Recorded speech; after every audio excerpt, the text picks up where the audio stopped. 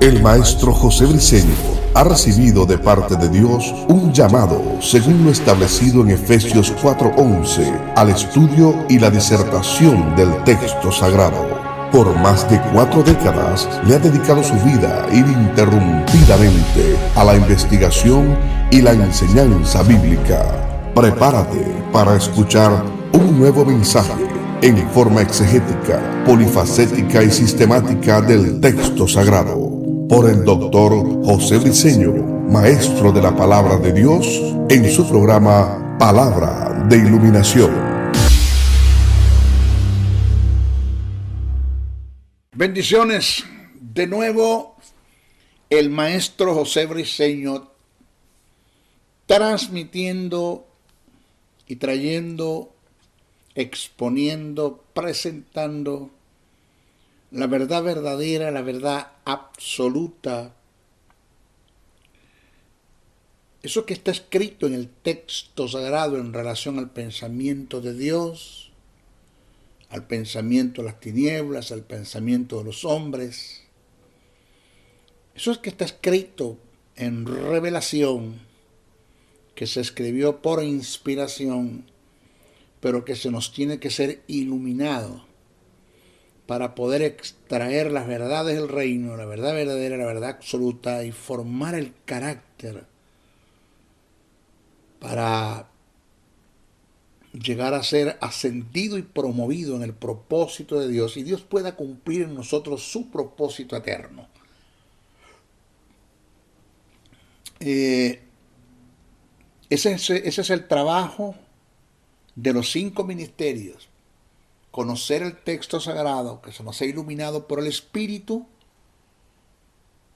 el término fotizo, iluminación, entender lo que está escrito en Revelación, Apocalipsis, de lo que se escribió por inspiración, sea el término teuneuto y ferómeno, que son 2 tipos de inspiración. Eso lo he entendido perfectamente. Por eso me he entregado a esto. Dios me escogió. Me persuade en amor para seguir en esto. El mundo, el diablo, las tinieblas, las circunstancias te presentan muchas oportunidades, pero que te desfasan, te sacan, te quitan la mirada de la visión y del propósito de Dios. Aquí está el maestro Briceño, desde el estado de Texas, la hermosa ciudad de Dallas, transmitiendo para un mundo, por ende, internacional, pasando fronteras. Testimonios tenemos de que esta palabra está llegando lejos. Dios se va a encargar de llevarla a lugares donde menos esperaba el maestro Briceño llegar.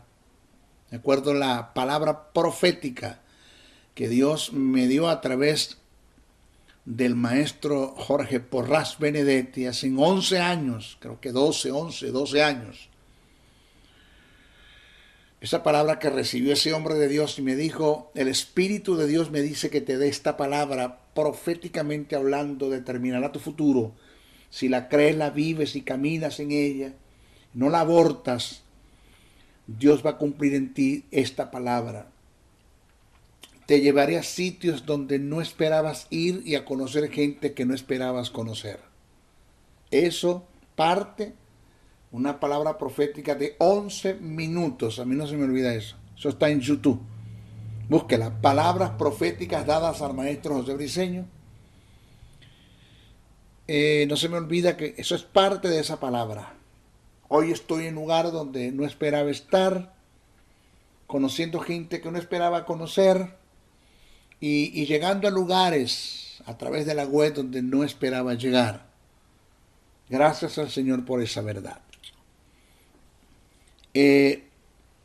Estoy desarrollando un tema que tiene que ver con conociendo nuestro arsenal. Sabemos, Jesús muere, resucita, está 40 días con sus discípulos, según Pablo escribe en la primera carta a los Corintios, el capítulo 15, que se le apareció a más de 500 hermanos. Cuando dice más es más. Pero cuando Él se va, no nos deja inermes, nos entrega armas, además de entregarnos armas, nos dio su naturaleza, nos dio su simiente, la justicia, y su naturaleza, la vida. Nos da su Espíritu Santo, pero nos da armas. Nos da armas en las cuales vamos a vivir y caminar en fe, conociéndolas cada una de ellas. Ese es el trabajo que está haciendo el Maestro Briceño, dando a conocer las armas, para que el Espíritu Santo, que es el dunamus, que la palabra dinamita, que está en nosotros, ejecute los poderes que están en él, que es el kratos, el iskos y la energen, que se ejecutan por otro poder que es la autoridad, que es el término exousia. El trabajo del Maestro Briceño es eso, entregar las grandes iluminaciones. Hoy nos toca hablar,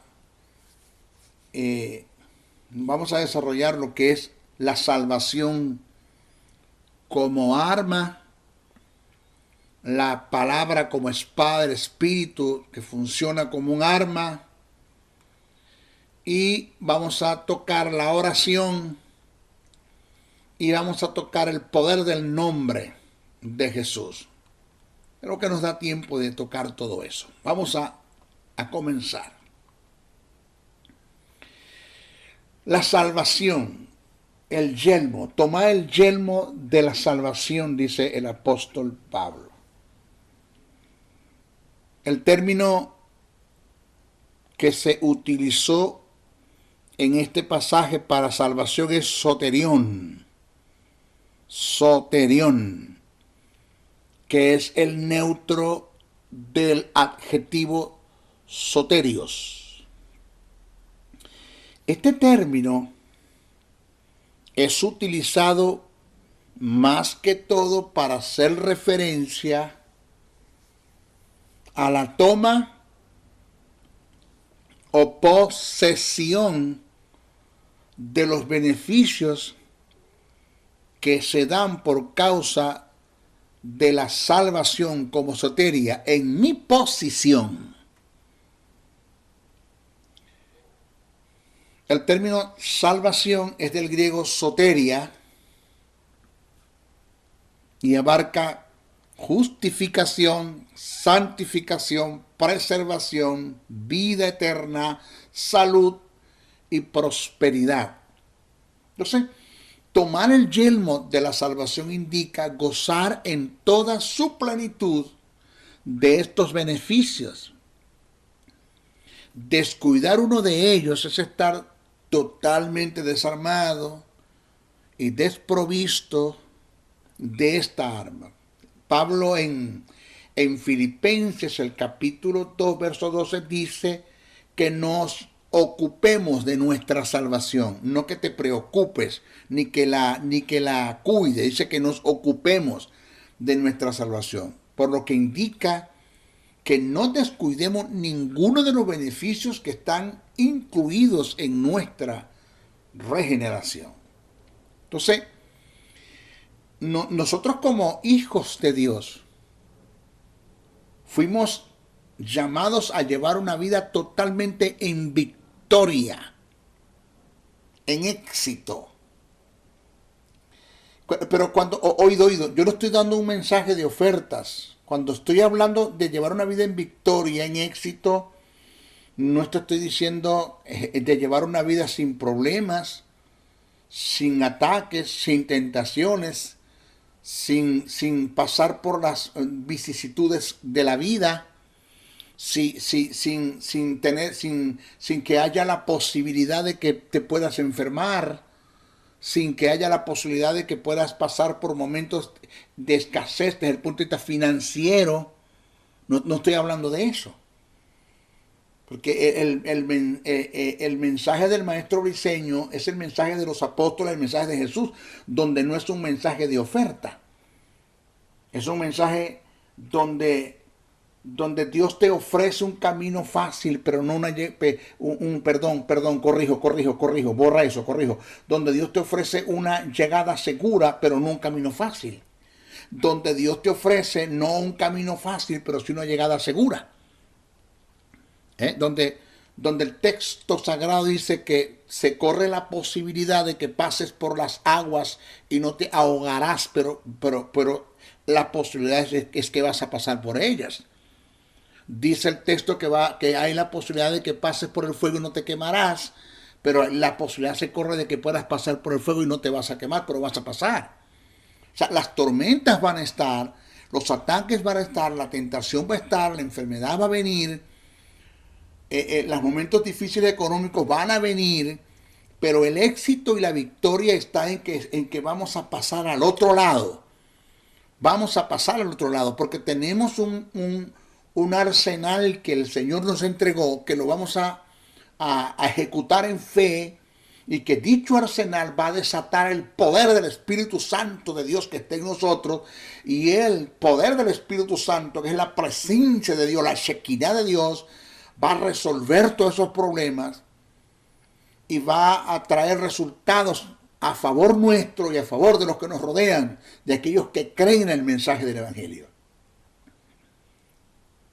Entonces,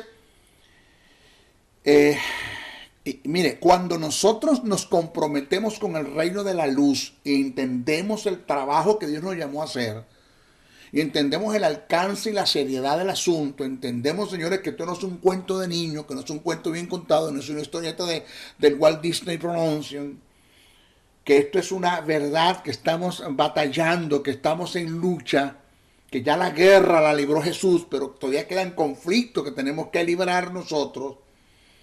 Cuando nosotros entendemos eso y empezamos a afectar las tinieblas y vemos la seriedad del asunto y no invadimos el terreno satánico, ni nos congraciamos con las tinieblas, sino que estamos apartados y consagrados para Dios, señores, vamos a empezar a sacudir las tinieblas, y las tinieblas se van a defender, se van a defender.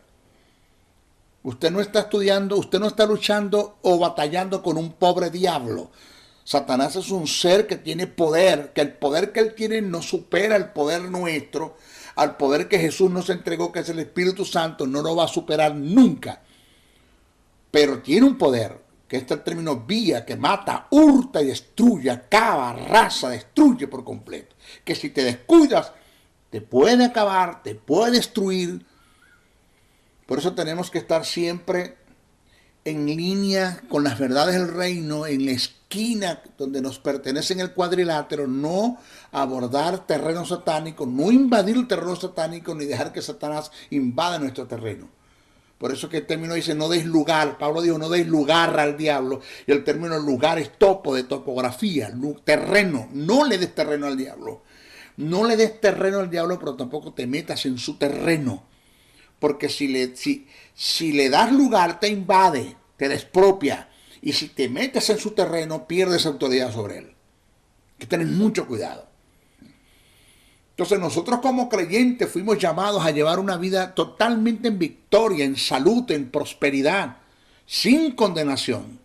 Caminar 24 horas al día seguro, en fe, confiado, persuadido de las verdades del reino eterno, teniendo una identidad, lo que somos, tenemos y podemos en Cristo Jesús, que todo lo podemos en Cristo que nos fortalece, sabiendo que estamos en el cuidado de Dios.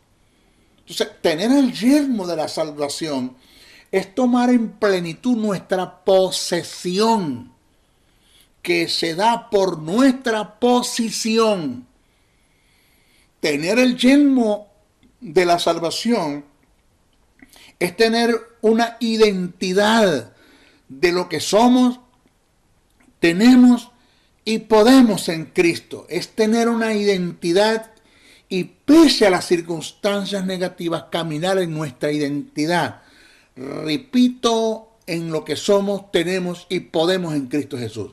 Que nada ni nadie nos va a detener, que el problema puede ser grande, la enfermedad puede ser grande, los momentos difíciles económicos pueden ser grandes, el ataque puede ser grande, la tentación puede ser grande, las vicisitudes que nos presenta la vida puede ser grande, pero que más grande es Dios para resolver todos esos problemas. Eso tiene que ver con el yelmo de la salvación, colocarte eso, colócate el casco, el yelmo de la salvación. Y no dejes que Satanás te ministre, que el pensamiento cuando venga tú lo puedas detener por el poder de la palabra. Ahí mantenerte firme, confiado 24 horas al día.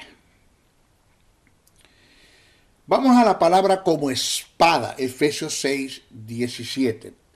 Tomad la espada del Espíritu, que es la palabra de Dios.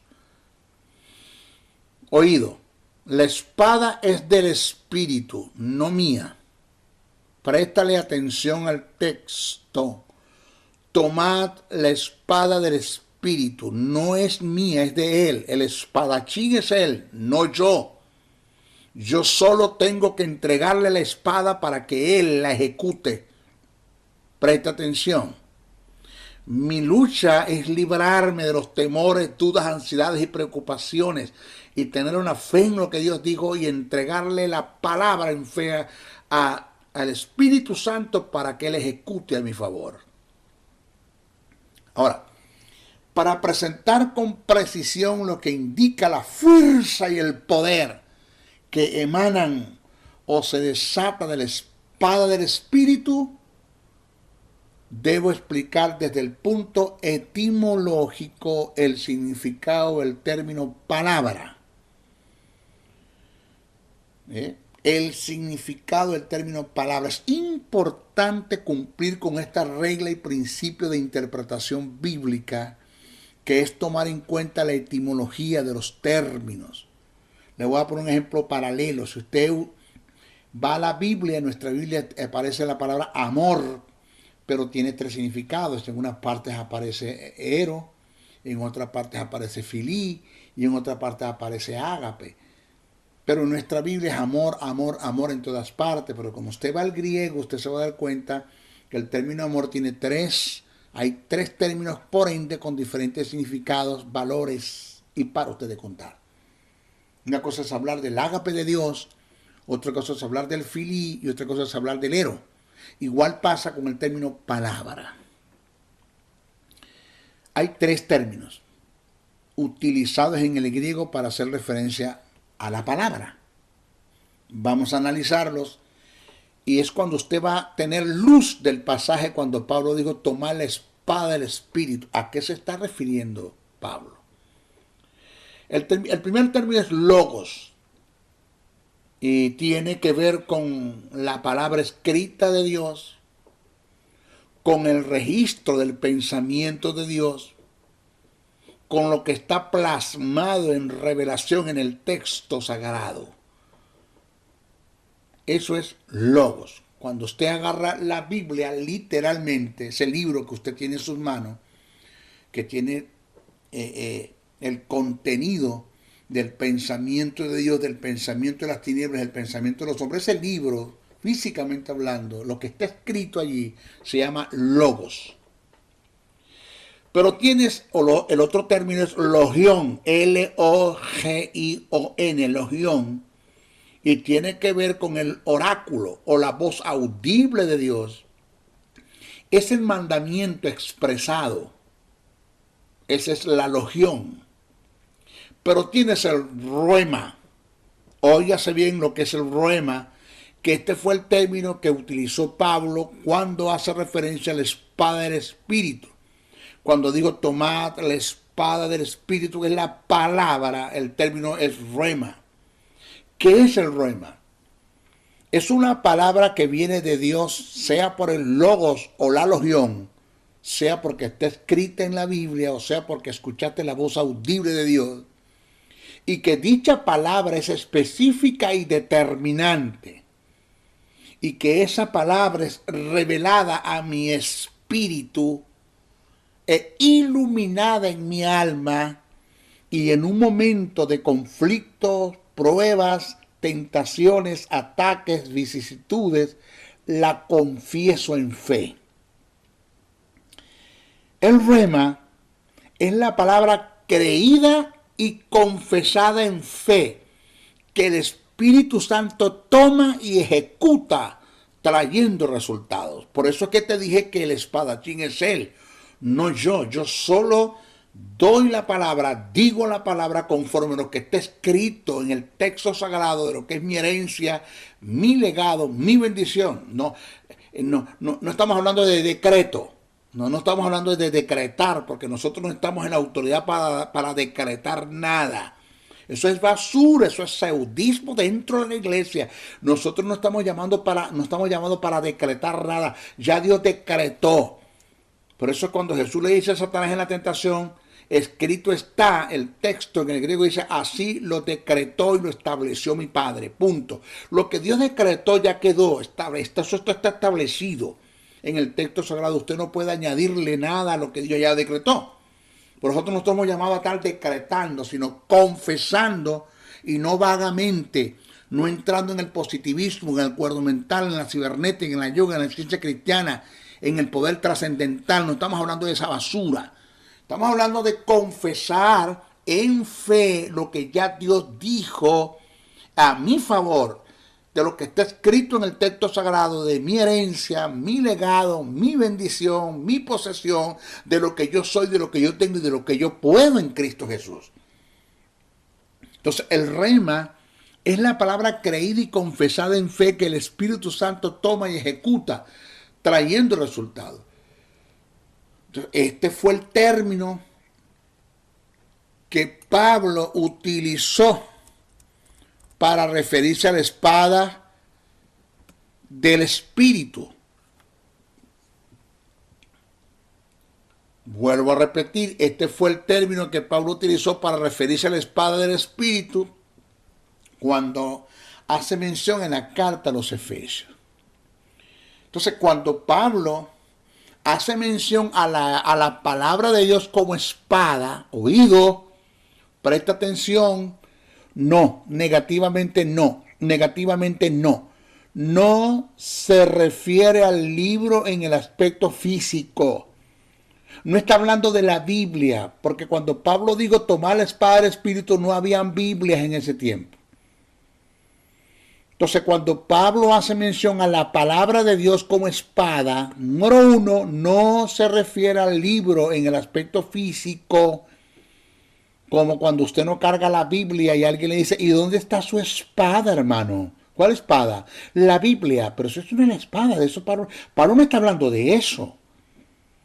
Tampoco Pablo se está refiriendo a toda la Biblia escrita. No se está refiriendo a toda la Biblia escrita. Cuando Pablo dijo, tomad la espada del Espíritu, él hace referencia, oído, a aquella porción concreta, específica y determinante que sea más apropiada para la ocasión, como en el caso de Jesús en la tentación. Jesús no utilizó versículos al azar, sino que fue específico, preciso y determinante con la porción de la palabra que tenía relación con la tentación, por ende, para contrarrestar la tentación. Entonces, debemos estar muy en claro que para que la palabra sea un ruema. ¿Cómo sé yo, maestro, cuando el logos o la logión es un ruema para el espíritu? Es la espada. Ajá. Y que esta funcione. Bueno, usted debe tomar en cuenta los siguientes factores. No se le olvide estos factores que son determinantes. De no ser así, usted está tirando palabras al vacío. Así está escrito en la Biblia. Oído. En primer lugar, la palabra la debes confesar en fe. No estamos hablando, repito, de positivismo, acuerdo mental, cibernética, yoga, ciencia cristiana, entrar en el poder trascendental. Le duele la cabeza, diga que no le duele por fe. Eso no es fe. La fe no niega las circunstancias. La fe cambia las circunstancias. Entonces, en primer lugar, la palabra la debes confesar en fe. Persuadido, que es más que convencido. La convención es intelectual, el estar persuadido es un convencimiento en el espíritu. espíritu, donde nada ni nadie te robe esa verdad. Tú sabes que es así. Tú me matas, yo entrego la vida, pero eso es así.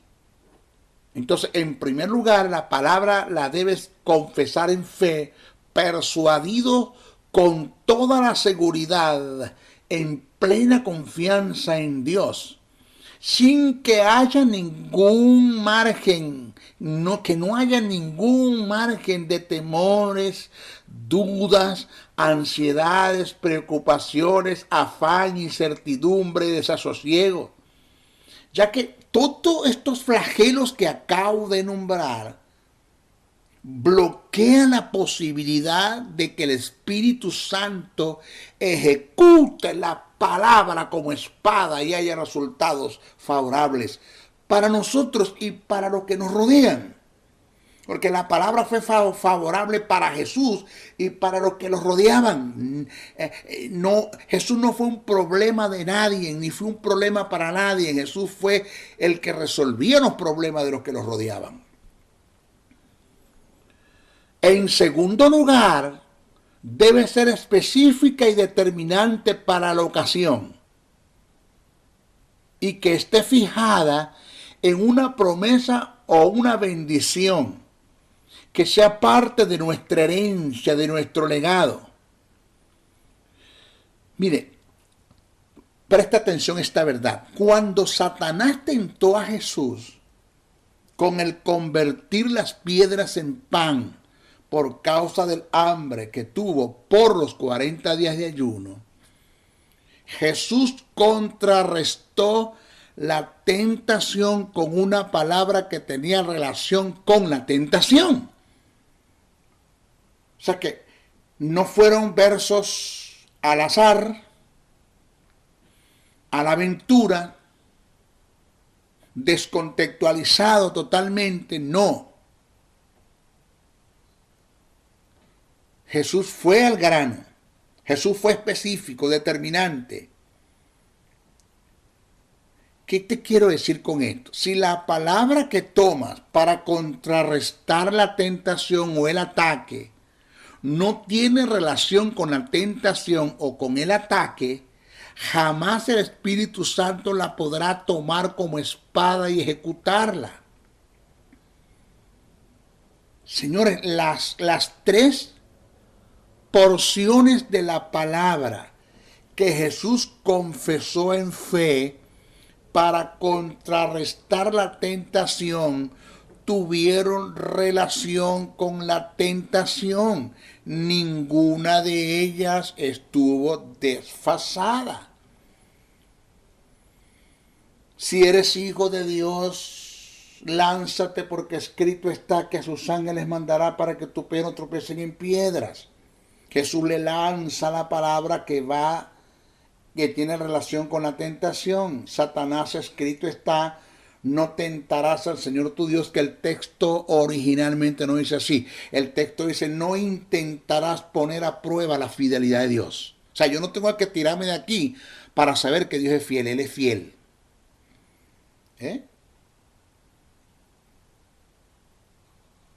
Si eres hijo de Dios, di estas piedras que se convierten en pan. Satanás, escrito está, no solamente de pan vive el hombre, sino de toda palabra que sale de la boca de Dios. Vio que la palabra que Jesús lanzó para contrarrestar la tentación tenía relación con la tentación. Le mostró todos los reinos del mundo y le dijo, si tú me adoras, todos estos reinos y estos poderes te los doy. Jesús dijo, Satanás, escrito está, solo a Dios servirás y solo a Dios adorarás. Adorarás al Señor tu Dios y solamente a Él. O sea, todas las respuestas que Jesús le dio en fe en la palabra fueron respuestas que estuvieron en línea con la tentación. No fueron palabras desfasadas, descontextualizadas, que no tuvieran ajenas a la tentación, que no tuvieran nada que ver con la tentación. Entonces, ¿qué pasa? Que cuando viene la tentación a ti, el ataque, las vicisitudes de la vida, la palabra que tú vas a tomar debe tener relación con la tentación, con el ataque, con las vicisitudes. En el caso de que una enfermedad venga a mí, ¿cuál es la que yo voy a tomar? Escrito está, por las heridas de Cristo yo fui sanado. Él llevó, escrito está, Él llevó nuestras enfermedades. Yo no voy a tomar una palabra que no tenga nada que ver con la tentación, porque si no, no va a funcionar como espada. El Espíritu Santo jamás la puede tomar y la puede ejecutar como espada porque no tiene nada que ver con la tentación. Lo otro, en tercer lugar, debe ser una palabra que viene de Dios y que se caracteriza como una verdad trascendental o en su caso circunstancial cuando la recibes de Dios. Hay verdades que son trascendentales y que son circunstanciales, pero la verdad circunstancial fue aquella que se dio en unas circunstancias en un momento determinado, pero que a mí no me sirve para tomarla en fe. Por decir algo, maestro, la Biblia dice que lo que yo pongo a los pies será mío. No, eso no se lo dijo Dios a Moisés y a Josué, no fue a ti que te lo dijeron. Maestro, la Biblia dice que creen en el Señor Jesucristo y será salvo tú y tu casa. No, eso se lo dijeron fue al carcelero de Filipo, eso no te lo dijeron a ti. Tú no puedes depositar la fe en eso porque eso no es una verdad trascendental, sino una verdad circunstancial, dada para en un momento preciso y determinado, en una ocasión, a un individuo. Ahora, si Dios toma esa palabra que es circunstancial y la trae trascendental y te la da a ti, ese es el problema de Dios contigo. ¿Okay? Tienes que tener cuidado con eso. De no, jamás la palabra que estás confesando en fe podrá ser una espada para el espíritu y podrá ejecutarla porque no cumple con los principios del reino. Vamos a la oración. Vamos a la oración como arma. La oración como arma. El apóstol Santiago dice que la oración eficaz del justo puede mucho. Esa frase me llamó mucho la atención. Cuando la leí y la estudié tal como está escrito en el griego koiné, yo dije, wow, qué verdad dijo este hombre acá. Esto la iglesia a veces no lo conoce. Que la oración eficaz del justo puede mucho. Mire, cuando nosotros oramos en ciencia, o sea, en el conocimiento del pensamiento de Dios, no oraciones llenas de religión, de dogma, de tradición, de paradigmas, de pensamientos de hombre, de catolicismo romano, de principios de ocultismo. Y para usted de contar, no, eso no lo escucha Dios. Cuando nosotros oramos en ciencia, en el conocimiento del pensamiento de Dios, en fe, ella pasa a ser una espada que el Espíritu Santo toma y ejecuta, trayendo resultados a nuestro favor. O sea que el principio de la fe en la palabra se cumple en oración eficaz en ciencia, también como espada. Cuando oramos, debemos entender que en ese momento, oiga bien esta verdad que le voy a presentar. Cómo funciona la oración como arma, cómo nos sostiene, cómo nos mantiene inconmovibles. Wow, oiga bien esto. Cuando nosotros oramos debemos entender, usted debe entender esta verdad. Eso es suficiente para usted mantenerse en victoria. Independientemente de la tempestad que venga, usted va al otro lado.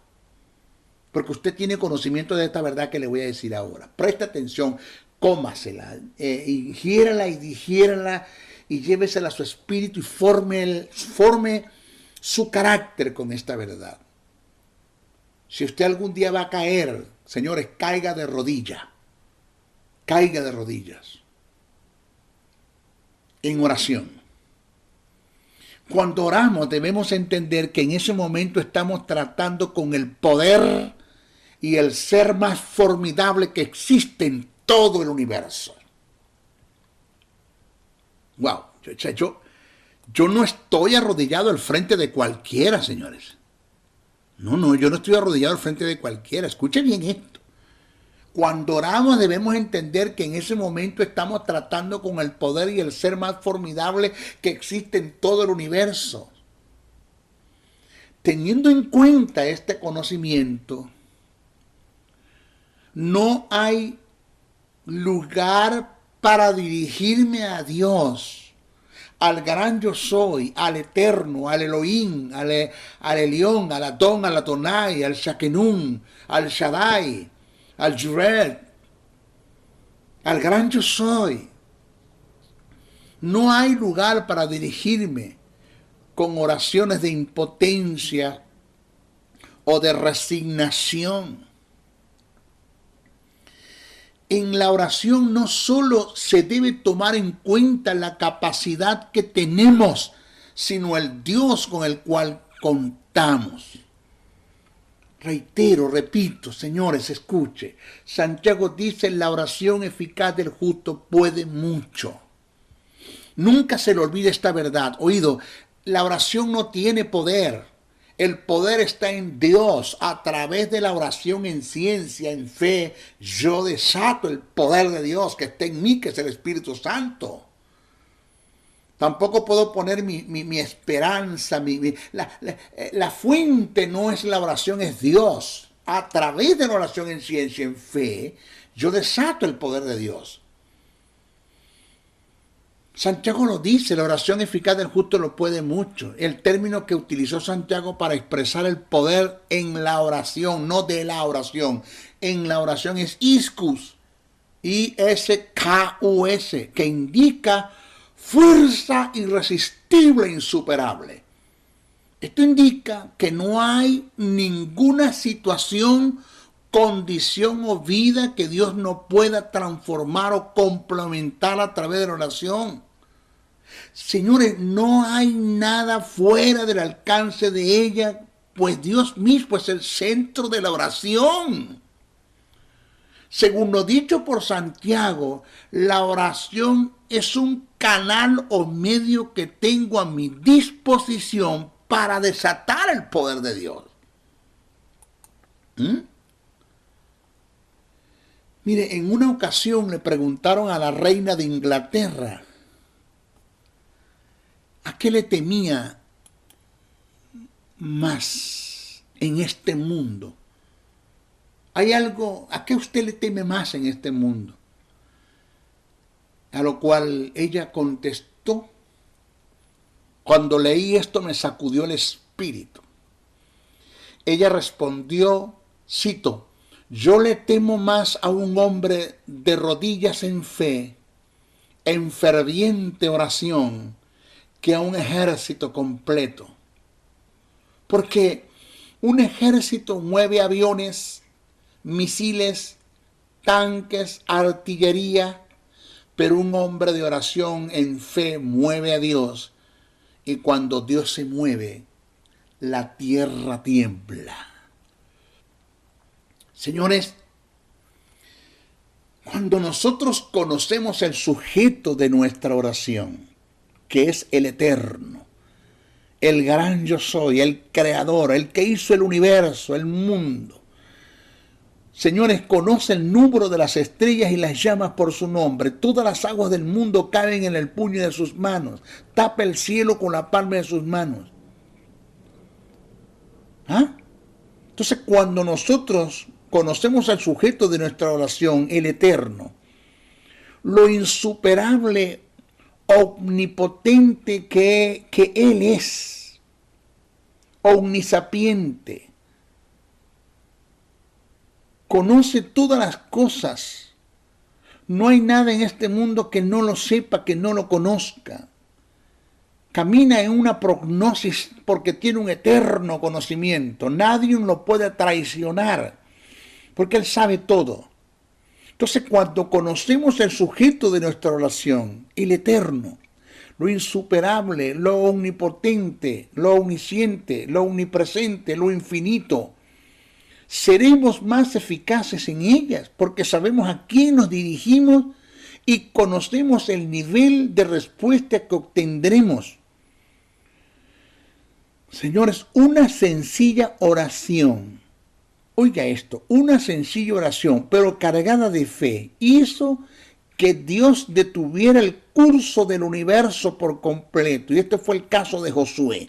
El curso del universo se detuvo por completo, que se cree teológicamente que es el milagro más grande que pueda existir que la Biblia registra, porque no solamente sostener el mundo, el globo terráqueo, Señor, sino que geográficamente mantenerlo, para que nada se desubique de su lugar, de los elementos de la tierra se desubiquen. A la velocidad que la tierra va y Dios la detiene en el momento, señores, hay un desastre, un caos total, completo en la tierra, pero Dios se encargó no solamente de detener la tierra, sino de mantener los elementos en su lugar para que no hubiese un desastre. A escuchar, solo porque escuchó la oración de un hombre en fe que fue Josué, un hombre entregado a Dios, que conocía a Dios, que sabía el Dios con el que contaba. Señores, por eso es que la causa de mi oración no debe ser los temores, las preocupaciones, las incertidumbres, las dudas, sino el más grande deseo de estar a solas en intimidad con mi Creador. Nada nos debe llevar a la presencia de Dios en oración, sino el deseo y el anhelo de intimidar con el Dios eterno, con el gran yo soy. Señores, que cuando las vicisitudes, los problemas, los ataques, las tentaciones vengan a tratar de derrumbarnos, la oración en fe, en el conocimiento de Dios, en nuestro legado, en nuestra bendición, en nuestra herencia, sea como un escudo que nos cubrirá y nos mantendrá inconmovible, y a su vez sea como una espada que el Espíritu Eterno tomará y ejecutará, derrumbando y destruyendo todo atentado del enemigo. O sea que yo no voy a orar porque tengo problemas. El problema me consiguió orando. Yo no voy a orar porque tengo tentaciones. Las tentaciones me consiguieron orando. Yo no voy a orar porque tengo ataques. No, los ataques me consiguieron orando. Yo no voy a orar porque estoy enfermo. No, la enfermedad vino cuando estaba orando. Yo no voy a orar porque las vicisitudes de la vida me están tratando de derrumbar. No, sino que las vicisitudes me consiguen orando. Entonces es cuando la oración en fe, en lo que yo soy, tengo y puedo en Cristo Jesús, en mi legado y mi herencia, es lo que se va a convertir, además de un escudo, como la espada que le entrego al Espíritu, para que Él ejecute y derrumbe todo atentado al enemigo y todas las vicisitudes negativas que la vida me pueda presentar. Señores, solo los que conocen y entienden la necesidad que se tiene de la oración y hacen de ella un estilo de vida, son los que pueden tomar la oración como un arma. Los que entienden la necesidad y la dependencia que tenemos de Dios en la oración, son los que pueden tomar la oración como un arma.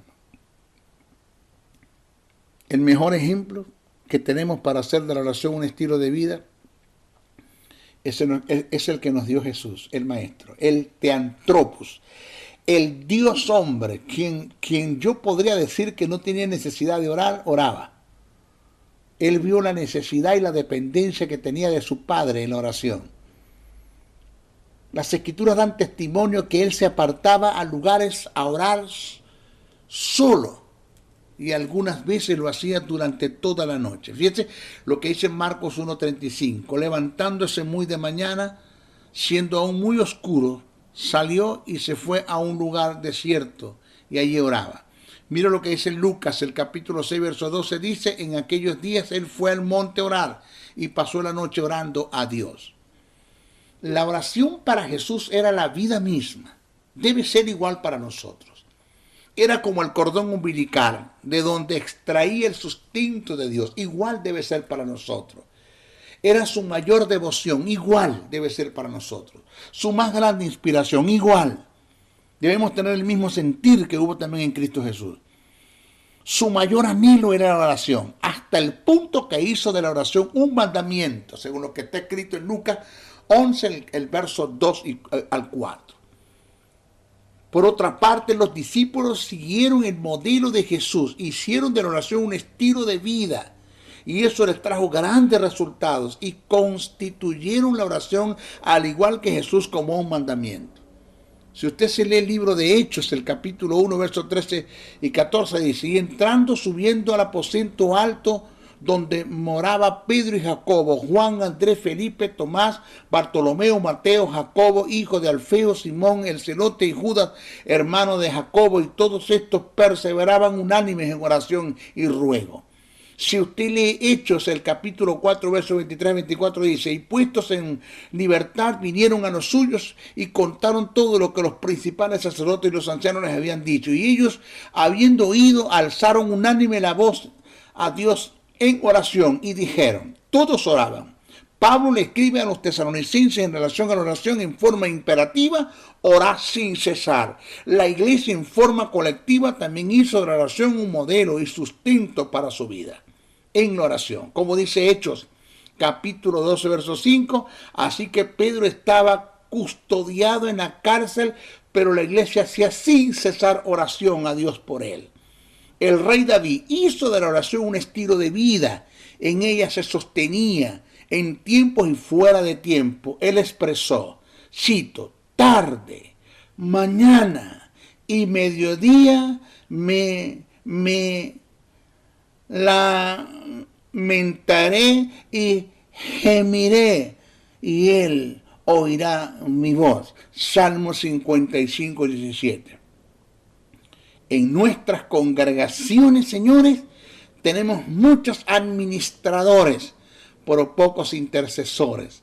La oración debe ser un estilo de vida para el creyente. Debemos de conocer la necesidad que tenemos de la oración y hacer de ellas un arma que nos mantendrá firmes e inconmovibles ante los ataques, las tentaciones y las vicisitudes de la vida.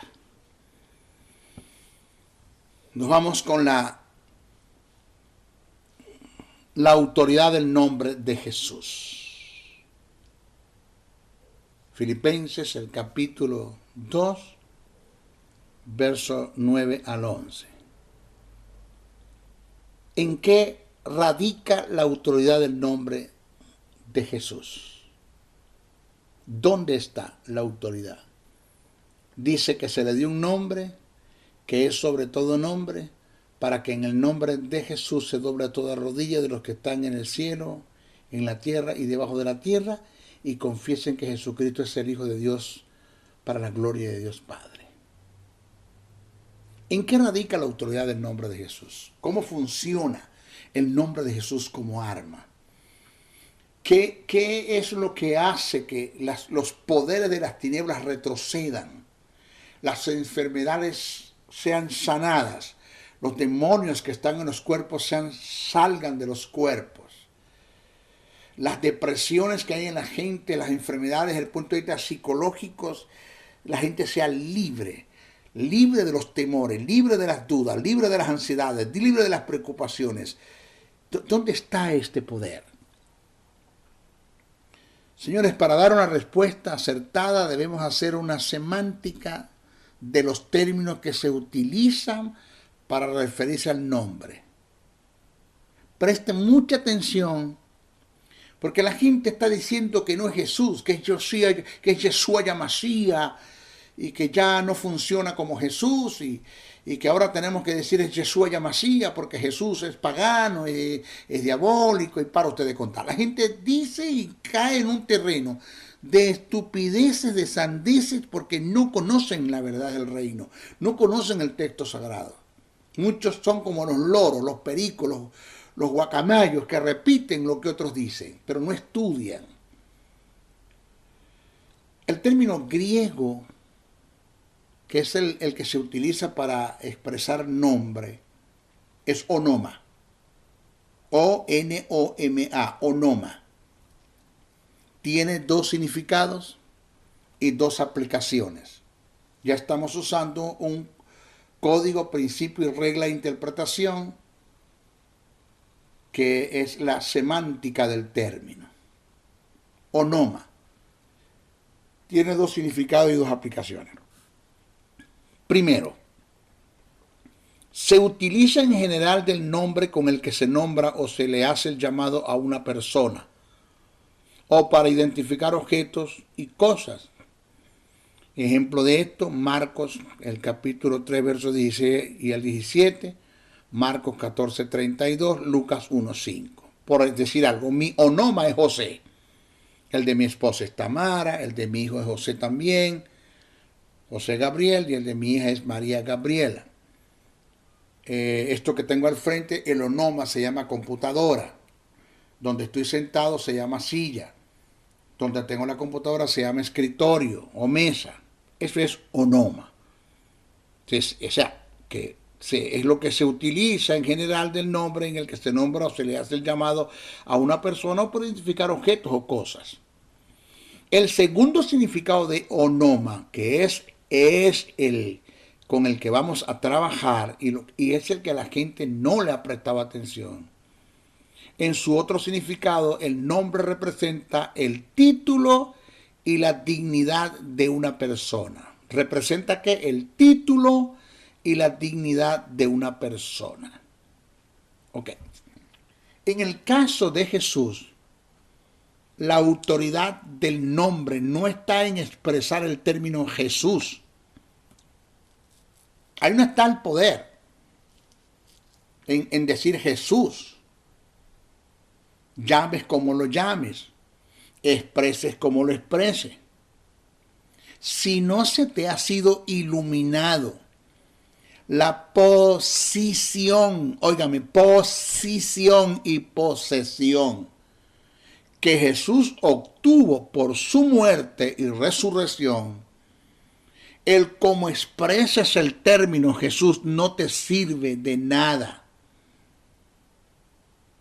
Sea que digas Jesús, Yeshua, Jesus, Chucho y Saúl, Joshua, Jesús, Jesús, Jesús, Jesús. Te lo dije en diferentes idiomas. Reitero, como lo diga, de nada te sirve. O sea que si no se te ha sido iluminado la posición y posesión que Jesús obtuvo por su muerte y resurrección, ¿y cuál es mi legado? Mi legado, mi herencia. ¿Cuál es mi posición y mi posesión en lo que Él hizo en la cruz y en su resurrección? De nada me sirve decir como lo diga. Entonces debemos estar persuadidos de esta verdad, que el poder del nombre está en la posición y posesión que este hombre llamado Jesús obtuvo por su obediencia y su estado de humillación y su resurrección. Entonces, aplicado a nosotros como creyentes, el poder del nombre está en que se nos pueda revelar e iluminar y podamos entender y aceptar la autoridad, el carácter, el rango, la majestad, el poder, la excelencia, la posición y la posesión que Jesús adquirió por causa de su exaltación, por haberse humillado, según Filipenses 2:9, y que fueron transferidos al creyente por el pacto de sangre. Entonces, si como creyente no conozco los incidentes que se dieron en la cruz por el misterio del cambio, tales como redención, remisión y propiciación, y que tales incidentes trajeron como resultado la regeneración, que de ella emanó la justicia y la vida de Dios a mí, eso emanó a mí, llevándome a ser su hijo, y por causa de dicha relación pasé a ser coheredero, y por la heredad se me fueron transferidos por pacto de sangre toda la autoridad, el carácter, el rango, la majestad, el poder, la excelencia, la posición y posesión.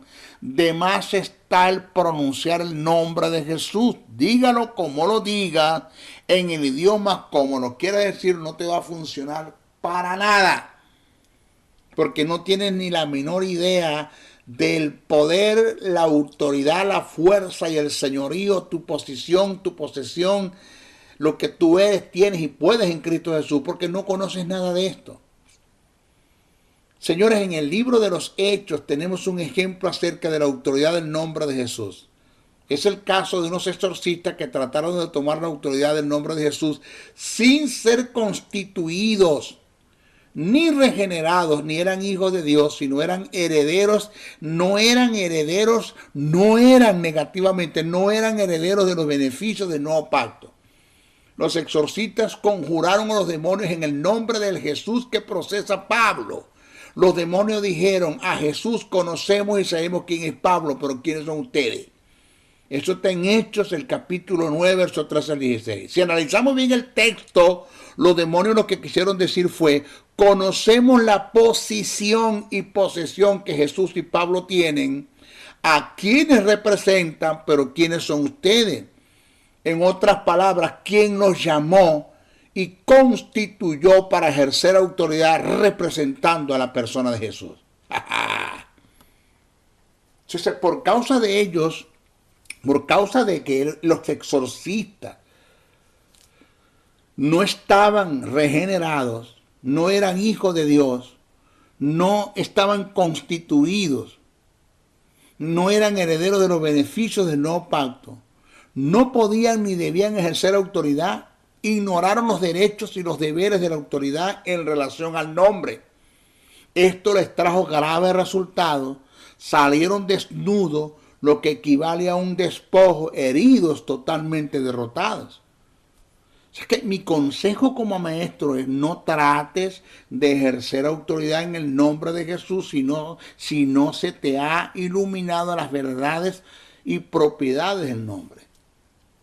Entonces, cuando Jesús dijo: todo lo que pidieras en mi nombre, a mi Padre, todo lo que pidieras a mi Padre en mi nombre, lo que quiso decir fue: todo lo que pidieres en mi autoridad, mi rango, majestad, poder, excelencia, posición y posesión, yo te lo daré porque me llevas a mí como representante legal.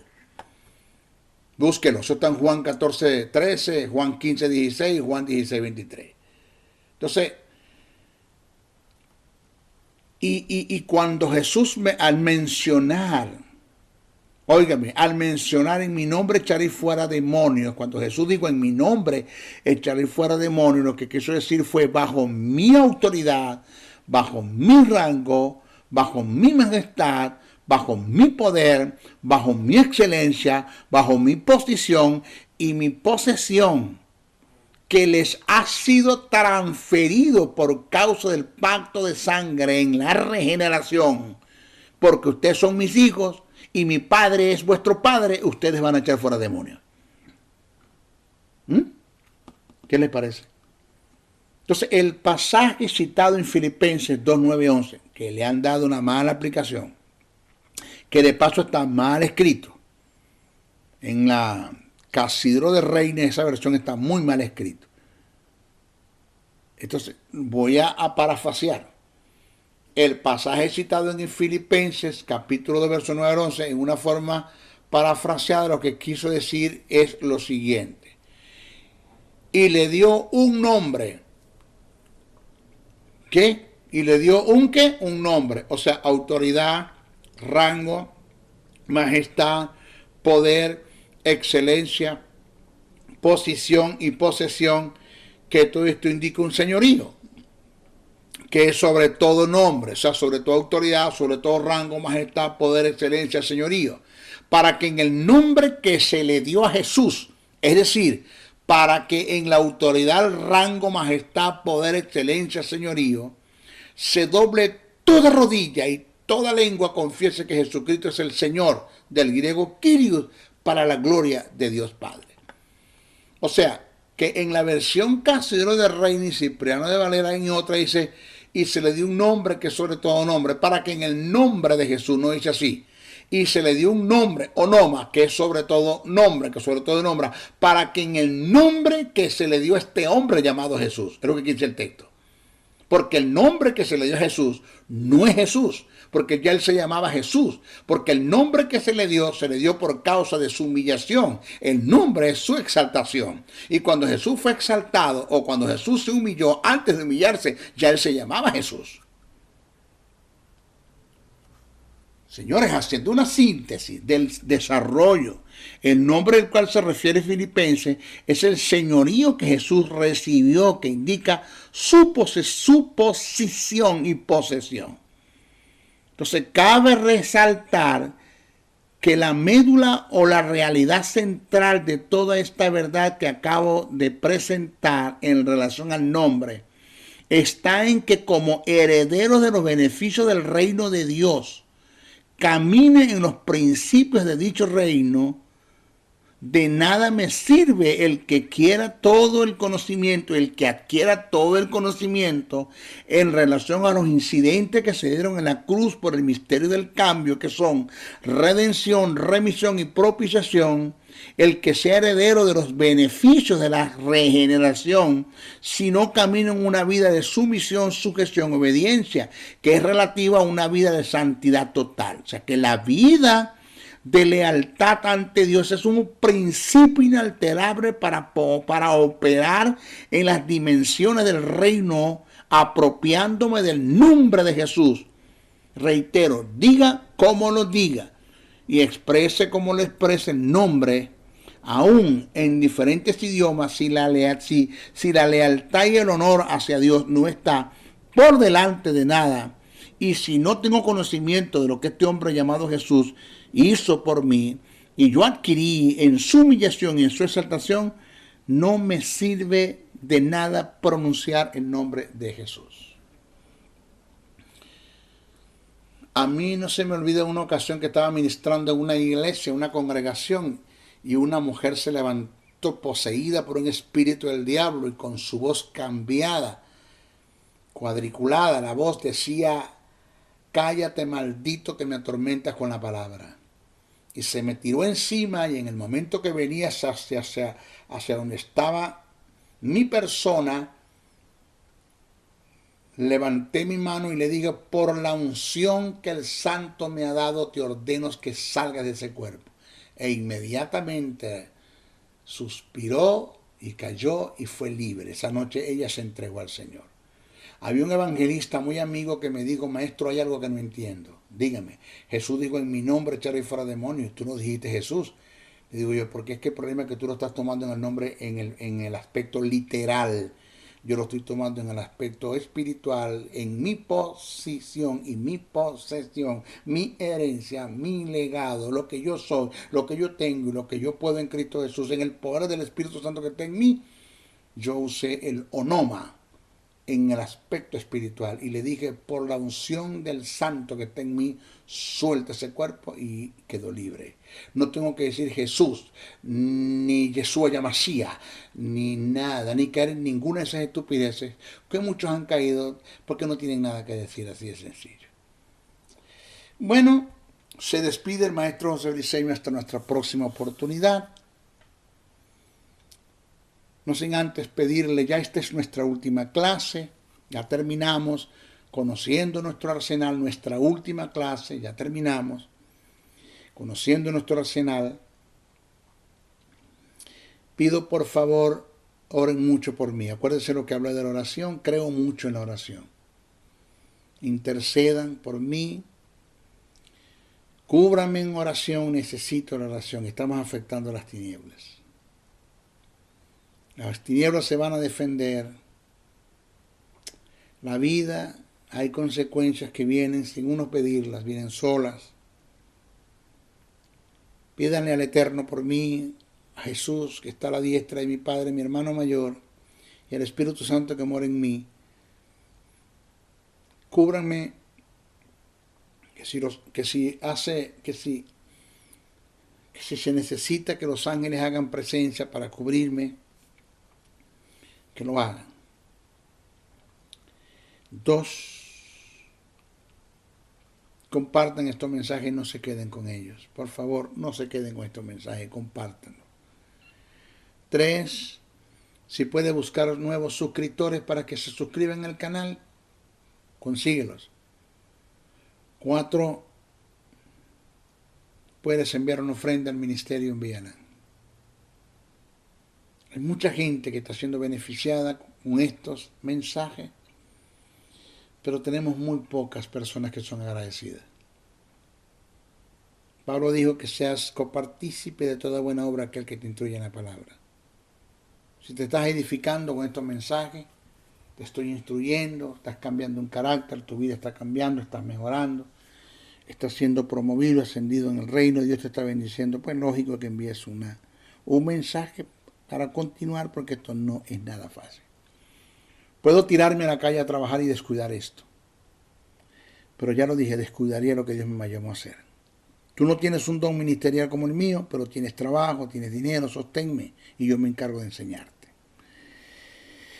¿Cómo lo hacemos, maestro? Llámeme, ahí está mi número en los caracteres, ahí está el correo donde usted puede preguntar por el correo o llamarme o enviarme un mensaje de texto por WhatsApp. Maestro, ¿cómo hacemos para hacerle llegar una ofrenda? No te lo voy a decir porque como para manipularte, pero si te conviertes en un agente generador de los bienes del reino, Dios consiguió en quien depositar su dinero para que siga sosteniendo su reino. Sí, en un agente generador que no das para ser bendecido, sino que das porque has sido bendecido y seguirás recibiendo para seguir dando. Hasta nuestra próxima oportunidad. Se despide el maestro José Briceño. Bendiciones, bendiciones, bendiciones.